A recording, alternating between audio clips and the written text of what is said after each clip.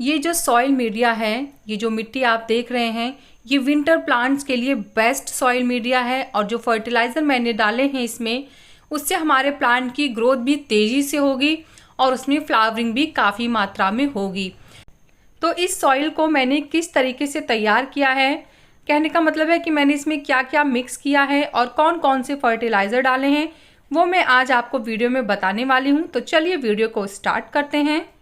Hello everyone, कैसे हैं आप सब लोग। लव फॉर गार्डनिंग में आप लोगों का बहुत बहुत स्वागत है। तो विंटर बस आने ही वाला है और उसके प्लांट्स भी अब हमें आसानी से नर्सरी में मिल जाएंगे। तो जब भी हम नर्सरी से लाते हैं तो उसको हमें कौन सा सॉइल मीडिया देना है, आज मैं आपको बता रही हूँ। तो सबसे पहले जो आप देख रहे हैं, ये एक नॉर्मल गार्डन की सॉइल है। तो जब भी आप गार्डन की सॉइल लें किसी भी प्लांट को रिपोर्ट करने के लिए, तो आप लोग कोशिश करिए कि उसको एक दिन पहले बहुत अच्छी धूप दिखा दीजिए। इससे क्या होता है कि सॉइल में अगर कोई फंगस वगैरह होगा तो वो धूप से ख़त्म हो जाएगा। फिर जो आप देख रहे हैं, ये वर्मी कंपोस्ट है। और वर्मी कंपोस्ट और जो नॉर्मल गार्डन की सॉइल है, इसकी जो क्वांटिटी है वो इक्वल है। मैंने सेम रेशियो लिया है। तो आप अगर आप चाहें तो आप वर्मी कंपोस्ट के अलावा यहाँ पे लीफ कंपोस्ट और गोबर की खाद भी ले सकते हैं। पर गोबर की खाद कम से कम 1 से 1.5 साल पुरानी होनी चाहिए। उसके बाद मैंने उतनी ही क्वांटिटी में बजरी ली है। तो अगर आप लोग को बजरी नहीं मिलती है तो आप लोग यहाँ पे रेत या बालू का भी इस्तेमाल कर सकते हैं। आप लोगों ने मुझसे बहुत बार पूछा है कि ये बजरी क्या होती है। तो मैं आपको बताती हूँ कि नदी में जहाँ आपको रेत मिलती है वहीं पे बजरी भी पाई जाती है। पर बजरी बहुत दरदरे से टुकड़े होते हैं। जैसे जो रेत होती है वो बहुत बारीक होती है, लेकिन बजरी थोड़ी दरदरी सी और बड़े टुकड़ों में होती है। ये आपको जहाँ पे घर वगैरह बन रहे होते हैं, कंस्ट्रक्शन का काम चल रहा होता है, वहाँ पे आपको बहुत ही आसानी से मिल जाएगी। तो आप वहाँ से ले सकते हैं। पर हाँ, इसमें जो बड़े बड़े टुकड़े होते हैं पत्थरों के, वो आपको हटा लेने हैं। जो बारीक है वो चलेगा। दरअसल ये हमारे प्लांट को ना एकदम वेल ड्रेन सॉइल देती है। जब आप इसे सॉइल में मिक्स करेंगे तो हमारी मिट्टी एक तो लाइट वेट हो जाएगी, और दूसरा जब हम उसको पानी देंगे तो प्लांट में कभी ओवर वाटर नहीं होगा। विंटर्स में धूप अच्छे से नहीं निकलती है, और जब हम प्लांट को पानी देते हैं तो वो वाटर मिट्टी से जल्दी सूखता नहीं है। ऐसे में जो ये बजरी होती है वो क्या करती है, वो बहुत ही अच्छी वेल ड्रेन सॉइल का काम करती है, और जो हमारा एक्सेस वाटर होता है वो निकल जाता है। प्लस हमारे प्लांट की जो सॉइल होती है वो सॉगी नहीं होती है। सॉगी होने से हमारे प्लांट्स की जो रूट्स होती हैं, स्टेम होती हैं, वो सड़ जाती हैं।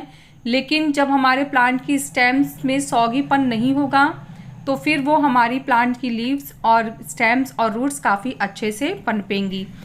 अब हमें अपने प्लांट में फर्टिलाइज़र भी देना होगा।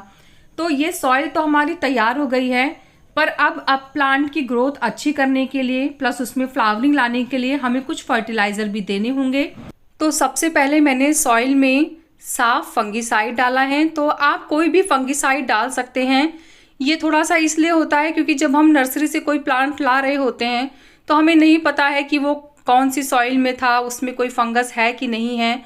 तो ऐसे में अपने प्लांट को सेफ रखने के लिए हम यहाँ पे सॉइल में थोड़ा सा फंगिसाइड मिक्स करेंगे। और फंगिसाइड मैंने लगभग 1 स्पून से थोड़ा कम ही लिया है, तो उसी हिसाब से आप भी ले लीजिएगा। फिर मैंने यहाँ पे लगभग 1 स्पून भर के पूरा मैंने रॉक फॉस्फेट डाला है। आप लोग यहाँ पे बोन मील का भी यूज़ कर सकते हैं। इससे हमारे प्लांट की रूट काफ़ी स्ट्रांग होगी, क्योंकि फॉस्फोरस हमारे प्लांट्स की रूट्स को स्ट्रांग बनाता है और काफ़ी हेल्दी करता है। फिर मैंने यहाँ पे पोटैश डाला है, और पोटेशियम हमारे प्लांट्स की फ्लावरिंग के लिए बहुत ही ज़्यादा ज़रूरी होता है। पोटेशियम की कमी से ही हमारे प्लांट में फ्लावरिंग रुक जाती है। इसके बाद मैंने यहाँ पे नीम की खली डाली है, और नीम की खली में माइक्रोन्यूट्रिएंट्स बहुत ज़्यादा होते हैं, प्लस ये बहुत ही अच्छा एक इंसेक्टिसाइड भी है। तो इसके बाद अभी तो फ़िलहाल मैंने इतने ही फर्टिलाइज़र डाले हैं। 2 फर्टिलाइज़र और हैं जिनके बारे में मैं अभी वीडियो में आगे बात करूँगी आपसे। लेकिन अभी फ़िलहाल हमें अपनी सॉइल में इन सभी फर्टिलाइज़र को अच्छे से मिक्स कर लेना है। ये जो सॉइल मीडिया मैंने तैयार की है, ये आप किसी भी प्लांट्स में डाल सकते हैं। कोई भी विंटर का फ्लावरिंग प्लांट होगा अच्छे से इस सॉइल में तैयार होगा और बहुत ही अच्छी फ्लावरिंग भी करेगा। तो आपको ये नहीं सोचने की ज़रूरत है कि ये जो सॉइल है ये आप किस प्लांट को दें और किस प्लांट को ना दें। विंटर का कोई भी फ्लावरिंग प्लांट है आप बहुत ही अच्छे से इस फर्टिलाइज़र को, इस सॉइल को यूज़ कर सकते हैं, बहुत ही अच्छा फ़ायदा आपको मिलेगा। इसके बाद अब हमें लगाना कैसे है, मैं एक आपको आइडिया बता दे रही हूँ, फिर उसके बाद हमें फर्टिलाइज़र कौन से डालने हैं वो भी मैं आपको बता देती हूँ। तो अभी फ़िलहाल मैं आपको जो फर्टिलाइज़र बता रही हूँ वो है DAP, और DAP में हाई फॉस्फोरस होता है। जैसे कि मैं थोड़ा सा एक्सप्लेन करना चाहूँगी यहाँ पे कि मैं DAP के बारे में क्यों बोल रही हूँ। तो जो विंटर फ्लावरिंग प्लांट होते हैं इनकी जो एज होती है वो बहुत कम होती है और उसी टाइम पे इन्हें ग्रोथ भी करनी होती है प्लस इन्हें फ्लावरिंग भी करनी होती है। तो ऐसे में अगर आप अपने प्लांट को DAP की कुछ दाने दे देंगे तो उससे आपके प्लांट की ग्रोथ बहुत तेज़ी से होगी और आपको समय पे फ्लावरिंग भी मिलेगी और प्लस प्लांट की ग्रोथ भी होगी। तो इसलिए मैं आपको यहाँ पे DAP डालने की सलाह दे रही हूँ, पर दाने बहुत कम ही डालने हैं। जितने इंच का पॉट होगा सिर्फ उतने ही दाने DAP के आपको अपने पॉट को देने हैं।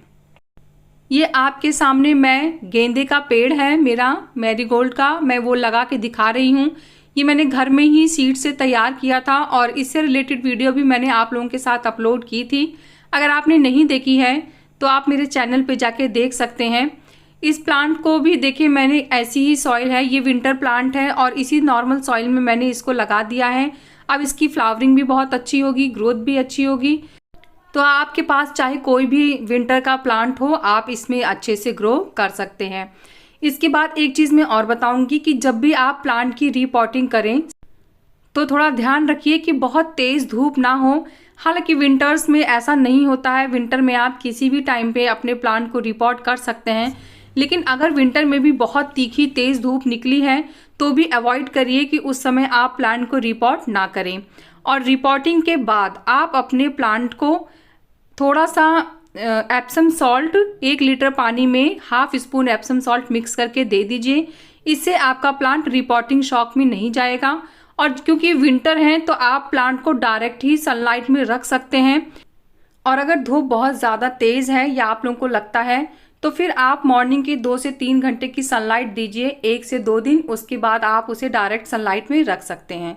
तो कैसा लगा मेरा आज का ये वीडियो मुझे ज़रूर बताइएगा।